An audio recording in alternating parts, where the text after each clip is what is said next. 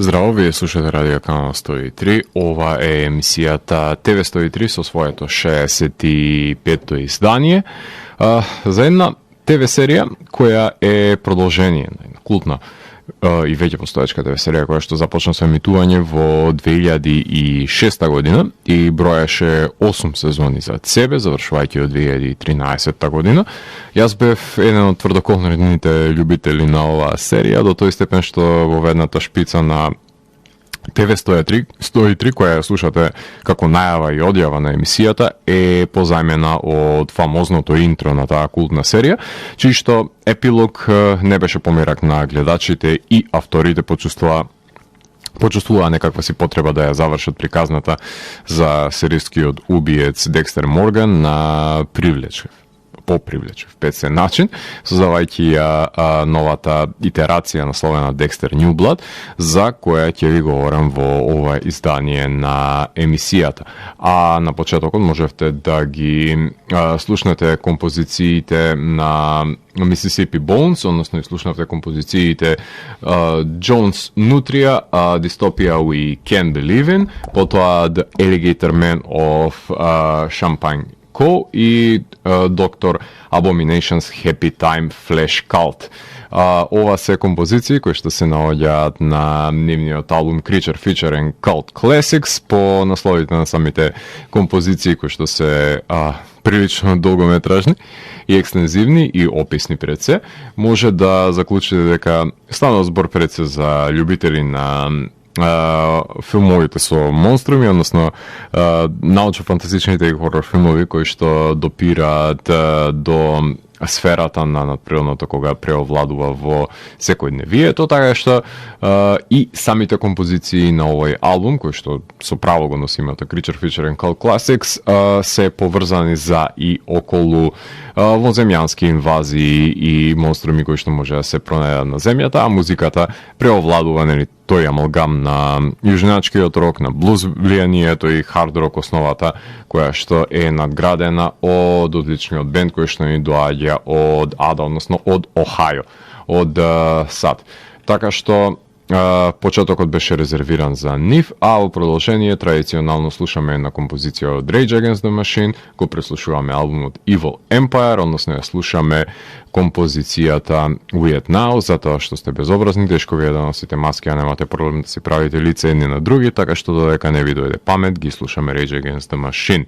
А доколку сакате да дознаете како Декстер ги лови своите жртви на снежните покривки, тогаш вие сте на вистинската фреквенција која понира од сферата помеѓу појавното и имагинарното, кај што се крие еден притаен меѓусведно дејќи можности за одгаднување на енигмите на постоењето. Јас сум Златко Ѓелевски, а вие останете вклучени. Започнува програмата на ТВ 103. Вие слушате Радио Канал 103. Ова е 56-тото издание на емисијата ТВ 103, кое што се извинам, 65-тото, кое што е посветено на Декстер New Blood, односно американска криминалистичка хорор мини серијал, продуциран за Showtime, односно продуциран од страна на Клайд Филипс, човекот кој што ги работеше првите 4 сезони на оригиналната серија Декстер, која што се емитуваше од 1 октомври 2006 година до 22 септември 2013, траејќи 8 сезони. Клајд со право ја напушти серијата по завршувањето на 4-та сезона, затоа што во подснежните сезони го изгубија кормилото и не знаеа точно што да прават со ликот на Декстер, кој што има свој код и ги убива виновниците, проповедајќи си своја лична правда, за да може да го задоволи мрачниот патник кој што го носи во себе. 8-та сезона заврши со сцената во која што Декстер избега од Мајами за да живее во Орегон како забраден дрвосечач, односно ловец под друго име, но тој епилог не беше по ничие задоволство, па затоа се одлучија продуцентите дадат засебно објаснување на овој епилог со посебна сезона во која што ја именуваат Декстер New Blood. Сега Декстер беше златната кокошка на Showtime, која не се осмелуваа да ја скратат, како што нели имаат навика неправено да ја кратат другите хорор серии кои се емитуваат на кабелскиот канал по првата сезона. Your Honor беше последната серија за која ви зборува во оваа емисија и посветив епизода, а од тогаш морам да ја пофалам серијата која што се емитуваше исто со Декстер во недела, односно Yellow Jacket, за која се надевам дека ќе имам можност да ви зборувам во иднина, но Showtime не се одвикна од навиките да канцелираат, како што беше нели случајот и со Black Monday и Work in Progress, но непреболна рана ќе остане откажувањето на Penny Dreadful. А од новите серии може да ги погледнете Wakefield, Flatbush Misdemeanors, Gossip, UFO, а во најава се The Man Who Fell to Earth, American Gigolo, Ripley и Let the Right One In. Некои серии едноставно не успеваат да си најдат своја публика и легитимно е донекаде да бидат пресечени во корен, но повеќе би сакал самата серија да демонстрира потрошеност на идеи и тогаш поголема оправданост и гледам да се земе пушката и да се убие Old Yeller, додека некој не дојде до некоја подобра идеја и серијата нели да се реобнови, како во случајот на Клайд и Декстер New Blood. Тоа започна со емитување на 7 ноември 2021 година и траеше до 9 јануари 2022. Броеше 10 епизоди, чие што време траење варира околу 50 на минути, што значи дека ви се потребни околу 8,5 часа за да ја изгледате во цело. Сепак, мини-серијал е во прашање, но содржајни се епизодите. Проблемот е што Showtime секојаш ја молзел Декстер и ја разлекувал со емитување на недела за недела, но кабелските телевизии не го сватија стриминг концептот во 2022, иако и Showtime има некаков си квази стриминг канал. Сакале или не мора да бидат и тие во играта, но не ја играат баш како што треба. Но Декстер ја влечка 2 месеци, почнувајќи минатата и завршувајќи оваа година, па затоа дури сега ви говорам за неа, заради тоа што требаше да биде вклучена и последната епизода во прегледот, за да може да се донесе некакво си конкретно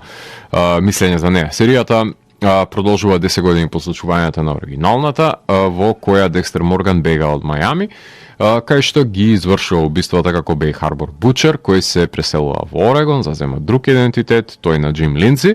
како што можете да слушнете од самиот трейлер, кој започнува нов живот како продавач во продавница за спортска опрема, односно опрема за лов. Девојка му е шефот на полицијата во малото градче Айрон Лейк, во близина Њујорк,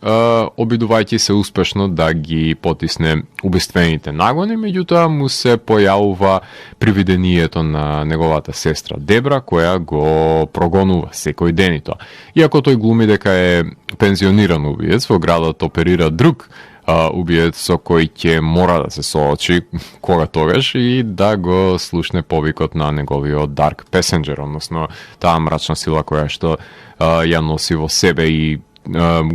има побуда всушност за да ги извршува убиствата поверени на неа. Во серијата се појавува неговиот напуштен син Харисон, со кој Декстер ќе се обиде да се приближи. Сега е пораснат, како бебе го гледавме во оригиналната серија, и да биде негова водилка за испуштање на агресијата на прав начин во доволници, сватете го тоа, според кодот на кој што го има подучено неговиот татко Хари, меѓутоа ќе биде дознаен вистинскиот идентитет на Джим и кога ќе согледаат дека постои можност Декстер да е Бей Харбор Бучер, ќе се обиде и самиот Джим да избега пред и тој да биде сотрен од страна на неговиот син. Затоа и потенцира последната епизода е многу круцијална за да се погледне во од оваа серија, па за да се проговори за неа. Признам дека мене не ми се допадна почетокот на оваа сезона. Декстер New Blood беше тивка серија, без монолози, без никаква акција од страна на Морган, но кога се враќаа монолозите и другиот убиец решаваше да стрела нови жртви и да ги чува за украс, тука Декстер се врати на тој ладнокрвен и калкулиран убиец кој го знаеме, совршена машина за убивање која беше непотребно разнежнета. Последиците на тоа омекнување се евидентни и во оваа сезона, но ајде да речеме дека станува гледлива како одминуваат епизодите. Мојот најголем проблем со серијата, најпрво е најавата, потоа е музиката, кој ги нема, но најголемиот е изоставеноста на шармантните ликови од Miami Metro PD, односно како што беа Лагуерта, Масука, Батиста, Хари Морган, ајде дури да го земеме, па дури и Джои Квин,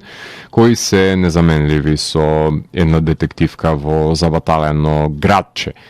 Не е доволно гостувањето на Батиста на конвенцијата и повременото појавување на Дебра, барем не за мене. Не е тоа Декстер со кој што јас израснав и Декстер предизвиците кои што му ги поставува полицајците го правеа пред се да биде тој ладнокрвен убиец за да може да ги измекне, да се измокне низ тие стапици, а не гледам некоја си закана од полицајци кои што може и прв пат гледаат убиство во нивното градче. Декстер умее да си биде сам свој непријател, тоа многу пати го има докажано, со зарѓаноста конкретно од изведувањето на убиствата, но далеку е од сезоната од најдобрите случаи кои што ги имал Декстер, а за Лиглето Харисон да не отворам ни уста колку е излишен од оваа серија. Айрон Лейк е снимен во Шелбърн Фолс, односно во Масачусетс, во период од 120 дена, снимачки дена, започнувајќи на 21 февруари минатата година. Нужна им била снежната покривка и замрзнатото езеро, нели, за да се долови таа продукцијска вредност на која што целиле. А насловите на епизодите се Cold Snap, Storm of Fuck, Smoke Signals, H is for Hero, Runaway, Too Many Tuna Sandwiches, Skin of Her Teeth, Unfair Game, The Family Business и Sins of the Father. Гледаноста по епизода брои некаде околу, на иницијалното сега говорам, прикажување, кое што е измерено на кабелската телевизија, некаде од 600.000 до 800.000 за финалето. Сепак Showtime има мал досег, посебно во денешницата, и милионската гледаност не може да се очекува со нивниот методи принцип кој што го има, за кој што овие цифри воопшто и не се лоши кога сте во прашање за кабелски телевизии, во кои носталгијата по Декстер Морган се верувам дека си го направи своето. Јас почнав да ја гледам оригиналната серија буквално од првата сезона и дознав од плакатот кој ме заинтригираше и написите кои што постоја во Фангорија и Bloody Disgusting, кај што можев да го видам Декстер како си ја подпира неговата глава на мртва рака, што беше морбиден и уникатен рекламен материјал. За мене таа е една од најзначајните серии која ја роди пред се во мене потребата за гледање на модерни ТВ серии, кои започнувајќи со неа активно ги гледам по стотина сезони во годината од 2006 до ден денес, тогаш започнав да ги гледам и Prison Break, Supernatural, Heroes, True Blood, 24, но Декстер од секогаш ми била најомилена, затоа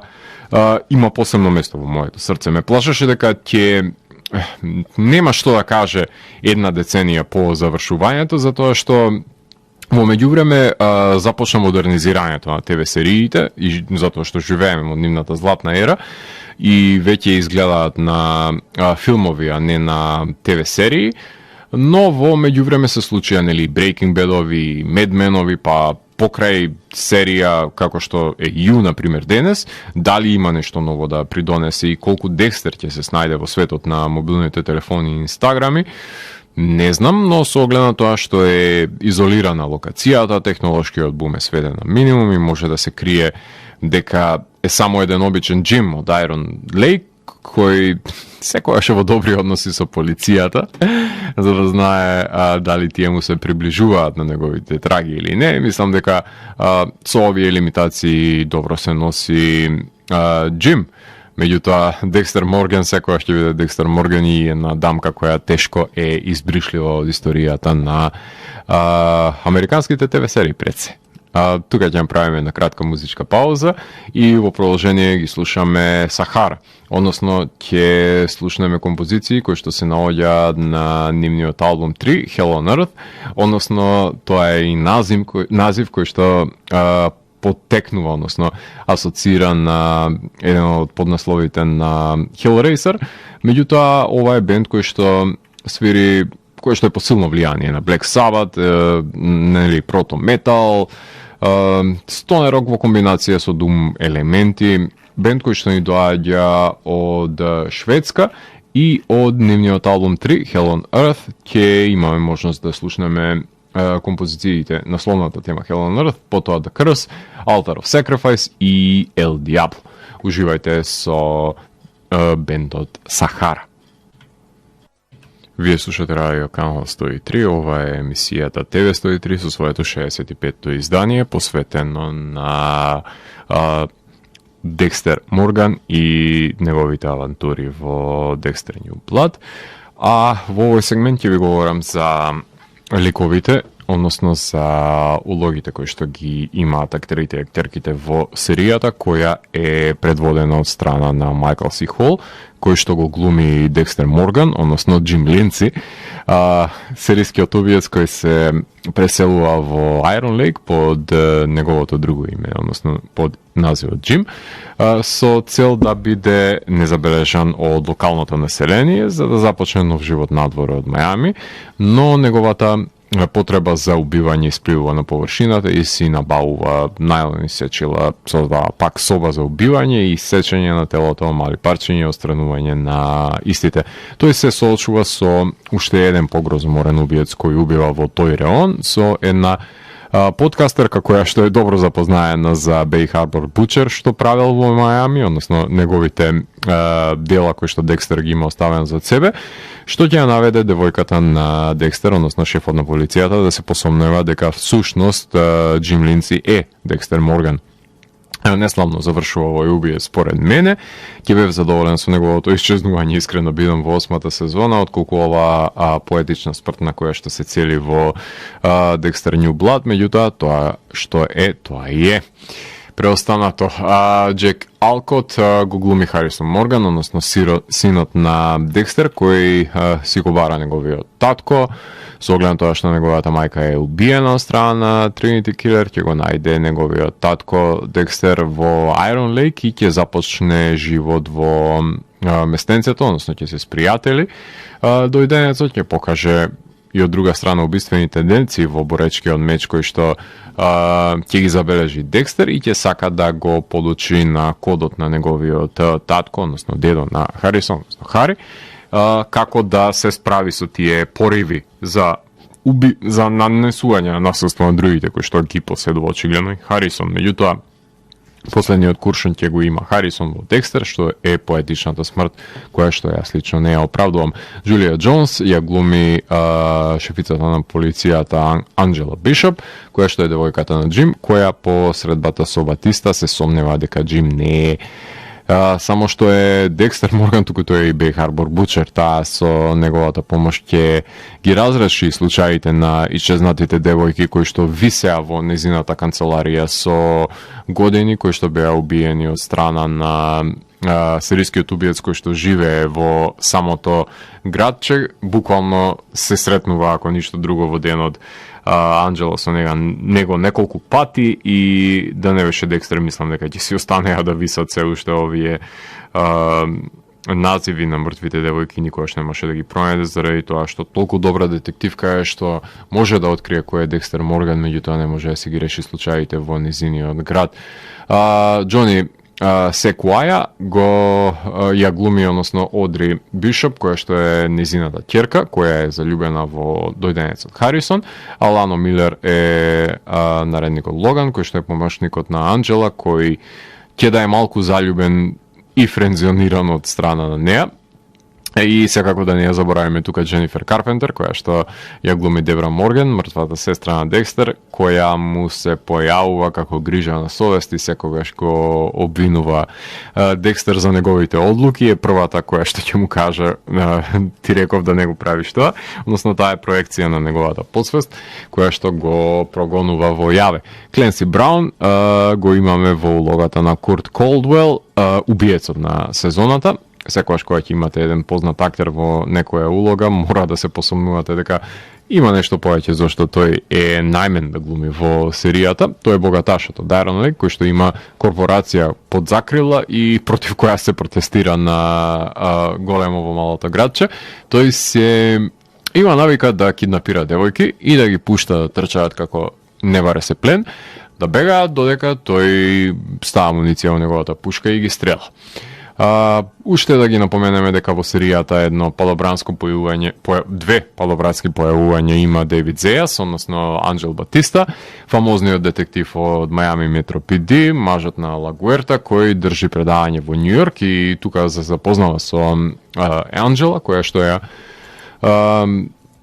раѓа сомнешка неа всушност за Декстер и за Бей Харбор Бучер. Џон Литго исто така го имаме во флешбек, озлогласениот убиец кој што го глумеше, односно Тринити Килер, попознат како Артур Мичел, ликот во оваа серија. И да не забораваме дека во оваа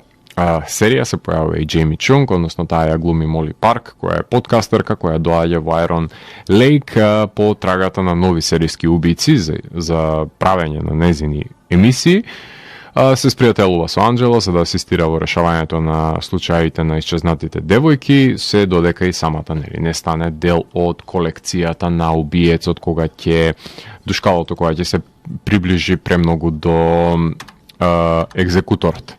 Тука ќе направиме една кратка музичка пауза, имено во продолжение ги слушаме Мамут, односно станува збор за еден бенд кој што ни доаѓа, се извинувам, од Мадрид, од Шпанија, шпански бенд кој што го издаде негово нивното прво долгосвирачко издание, претходно има едно истоимено винилче. The Fog се нарекува нивниот албум, станува збор за еден бенд кој што комбинира психоделични со стонер елементи и хард рок влијанијата се ставени на прво, второ и на трето место со препознатлив пред се женски вокал. Така што во продолжение ќе имаме можност да ги слушнеме композициите Show Me The Way, The Hunter, Wilma's Song и Fire. Се разбира доколку имаме време, а би требало, така што уживајте во композициите на Мамот и потоа ќе се вратам во етер за да прокоментирам за преостанатите специфики кои што и поседува ТВ серијата Dexter New Blood. Уживајте. Вие слушате Радио Канал 103, ова е 65-тото издание на емисијата ТВ 103, во која што ви говорам за Dexter New Blood, односно за крајот на емисијата преостанува најразличните спецификации, односно кои што ја красат оваа серија, имено во поглед на најавата ја има, односно забележуваме само еден краток замрзнат наслов, што не е ни одблиску до доволно добро, до која ќе се спореди со една од најдобрите најави на сите време, исполнета со убиствени алузии, а всушност додека се подготвува доручек од страна на Декстер, така што неспоредливо е понеквалитетен изборот на замрзнување на насловот сам. Поглед на режисерите, Марко Сиега режира 6 епизоди, а Сенфорд Букстауер режира 4 епизоди и тука уште една паралела, ако можам да направам, во регуларниот тек на Декстер се менува режисерите, меѓутоа имаше конзистентност и тука е воочлива таа конзистентност, огледно тоа што само двајца ја приредуваат цела сезона, а во самиот Декстер мислам дека се менува барем по за секоја наредна епизода имаше различен режисер, некој режира по 2, меѓутоа по 6 и по 4 не се случило тоа време, јас колку што сум запознаен. Во поглед на музиката, за жал почина одличниот Лонце, кој свиреше на коски додека компонираше албумот и ги извади тие препознатливи композиции кои што и денес може да забележиме во Dexter New Blood, меѓутоа негова замена е невпечатливиот Пет Ирвинг и мислам дека кој да стапнеше во неговите стапалки, тешко дека можеше да изведе нешто што е по впечатливо и не може на епизода доколку се развиваат монолозите и не тече таа милозвучна композиција која што има создадено за себе. Погледна сценографијата, имаме екстериери во дивината под снежна покривка и ентериери на колиби и полициска станица, училиште и продавниците за спортска опрема во малото градче. Поглед на фотографијата прикажана Прикажана е серијата во widescreen, но не делува тоа кој знае колку филмски, кога нема впечатлива визуализација, освен се разбира во екстериерите кои имаат продукцијска вредност за да се пофалат и не можам да се присетам кои се снимателите, ги има на интернет само асистентите на камера. Поглед на монтажата, Кейти Енис и Дейвид Леонард, освен спориот, ја работата со спориот почеток и барањето на изоставените декстеровски елементи, проблематични се и филер епизодите со кои не се дозира доволно еднонеделна епизода, па сум останувал за повеќе да погледнам, а убиецот на сезоната од првата епизода верувам дека ќе го погодите, барем тие што сте по-проникливи. Поглед на костимографијата и шминката, сепак се работи за рурално градче во денешно доба, така што е соодветна за таа намена, нема надприродни елементи. Поглед на хумор и еротика, Дебра може да фрли по некоја шега и по малку цинизам во секоја епизода, а од еротика нема ни трага ни глас. Поглед на ефектите, има подежи во жртвите кои што ги нанесуваат Декстер и истрели од пушката на убиецот во сезоната, така што има и специјални и визуелни ефекти кои што се употребени. Флешбек има за Тринити и неговото убиство, slow motion има при самите монолози и секако поигрување со губење на свест во дадени ситуации. Поглед на сами, меѓутоа нема драстично задлабочување во со ништата, жал. Во поглед на жанрот, ова е криминалистичка мистерија со комбинација на хорор и мелодрама, англиски јазик се говори, а во поглед на недостатоците, значи на кратко само да ги напоменам. Најавата е несоодветна, споро доаѓа до својот облик самата серија од епизода во епизода, нема квалитетна музика во себе, скоро и да нема во диалошките и во транзиционите сцени, нема ликови кои што се на ниво на Мајами Метропеди, Декстер пак е омекнат и крајот не е по мој мерак и не е оправдуван поетичноста. Ако продолжам, мислам дека ќе замени цела епизода во набројување на негативностите, а не е тоа целта на 903. Поглед на континуитетот на епизоди, задржан е со сила, има празен од дефинитивно од епизода до епизода, меѓутоа сепак мал број на ликови имаме во ова градче и не се доразвиени сите приказни. Декстер и Дебра добро ги знаеме, со локалните се запознаваме по блиско и има доста простор да ги научиме пред се, ама се толку небитни и немоќни што некои епизодисти како шефот, например, на Декстер во продавницата каде што работи и секретарката на детективката, значи буквално се рече си невидливи и нема некаков се драстичен удел во текот на действието. Поглед на интертекстуалноста, далеко е книгите кои што се базира всушност Декстер на серијалот на овие криминалистички книги. Во поглед на аналогија се прави во корелација со првата сезонија и од Мајами, пред се спрегата е, како што веќе напоменав, Батиста, заради тоа што тој се појавува и потенцира за злоделата кои што Бей Харбор Бучер ги има оставено зад себе. Поглед на сличните серии. Ајде да ги напоменеме тие кои што на прва топка дефинитивно на сите ќе ви паднат, односно серии кои што вбројуваат убици од некаков тип, односно тука е Hannibal, тука е You, Bates Motel, Des, Mary Kills People, Killing Eve, Mr. Mercedes и The Following. Ајде да речеме дека во некаква си спрега со Dexter New Blood може да се воспостави и со Manhunt, Barry, Mindhunter, Marcella, Weeds, The Fall, Mr. Robot, The Sinner, Prodigal Son и The Serpent. Ако продолжиме понатаму, ќе се најде паралела и со сите останати серии, меѓутоа овие се поблиски до афинитетите, односно до одредени начала кои што и поседува Декстер New Blood, меѓутоа се надевам дека нешто ќе погледнете од сето ова доколку сте љубители на оваа серија, дефинитивно ретко која е на ниво на оригиналната. Поглед на атмосферата, има исчекување во поглед на самите разрешници на епизодите, клифхенгерите се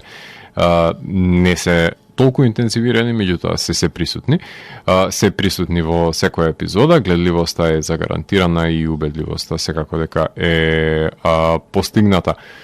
Поглед на епилогот не ја одобрувам уште еднаш потенцирам по не знам кој пат поетичноста на синот што го убива таткото, затоа што Декстер никогаш не бил толку наивен, туку е социопатот кој што секогаш е многу чекори пред другите, како што денес гледаме дека се однесува на пример убиецот во серијата Ю и со сите негови демнења и аналитички пристапи, така што ладнокрвноста на Декстер јас сум убеден дека не би дозволил да не заврши без план Б и С и Д, заради тоа што уште од првата сезона потенцираше дека луѓето се непредвидливи и треба да се има ситуацијата во своја контрола. Во поглед на евалуацијата, 7 од 10 е највисоката оценка која што можем да ја дадам за оваа сезона, која што е некаде на некоја си рамништа на која се наоѓа и завршија последните сезони на Декстер, а дефинитивно нема ни допирна точка до деветките и десетките кои што и заслужуваше првата и втората сезона, па дури и Тринити кога се појави во контекст на зачетокот на самата серија Декстер. Погледам продолжението, моето прашање е како ќе има продолжение кога Декстер го нема, што ќе се појавува тој како привидение, како што Дебра му се појавува на нему, само што на Харисон тој ќе му биде некакво си олицетворение на неговата подсвест и на грижата на совест која што не му даде да оди напред во животот. Мислам, дајте молам, Декстер се вика серијата, не може да биде таа без Декстер. Едно е да се викаше Дебра, па да беше таа појавлението што и тогаш не би дозволиле. Меѓутоа, Декстер Нјублад не може да се базира на преживувањето на убиецот со оглед на тоа што видовме колку крв излезе од него, а не може ни да се базира на некакво си подпирање на флешбек секвенци. Да, тоа можеше да се постигне со еден од споредните ликови како што беше таткото на Декстер, меѓутоа тоа е најмногу што може да се допре во оваа серија. Сепак нема флешбек со оглед на тоа што не се ни знаат Харисон со Декстер какви личности се всушност, со оглед на тоа што само неколку недели, месеци помина заедно, така што не би знаел каде Клајд ќе ја носи работата, меѓутоа би ме интересирало каде ќе како ќе го реши овој според мене ненадменлив проблем, ако и доколку одлучи да има продолжение на Декстер Нјублад. Ништо не е сигурно, ништо не е дефинитивно. Ова е сепак мини серијал и може да заврши само на Нјублад, меѓутоа ќе видиме кои се аспирациите на крајот на денот на Showtime и на Клајд. А за крајот на оваа емисија ќе слушнеме една од трите композиции кои што се наоѓа на новиот албум на Frozen Planet 1969. Албумот го носи насловот Not From 1969. Уште наш потенцирам, 3 композиции има, од која што ова е средната по должина. Со оглед на тоа што немаме 27 минути колку што трае најдолгата композиција слушнеме, така што Diamond Dust ја преслушуваме од албумот Not From 1969 на бендот кој што ни доаѓа од Сиднеј, односно од Австралија, и е една своевидна комбинаторика на психоделичниот звук со бројни импровизации во свирење и комбинација на стонер рок елементи и алтернативни и елементи од алтернативен рок н рол. Така што со Frozen Planet 1969 го завршуваме 65-тото издание на емисијата TV103 со Златко Ѓелевски, кај што детално ги анализира квалитетите и недостатоците на Декстер Нјублад. TV103 е уникатен сигнал кој се појавува секој четврток на оваа фреквенција и во рок од 2 часа ви нуди длабински поглед во значењето на актуелните ТВ серии. До наредното издание, гледајте ТВ серии и останете вклучени. Чао, чао!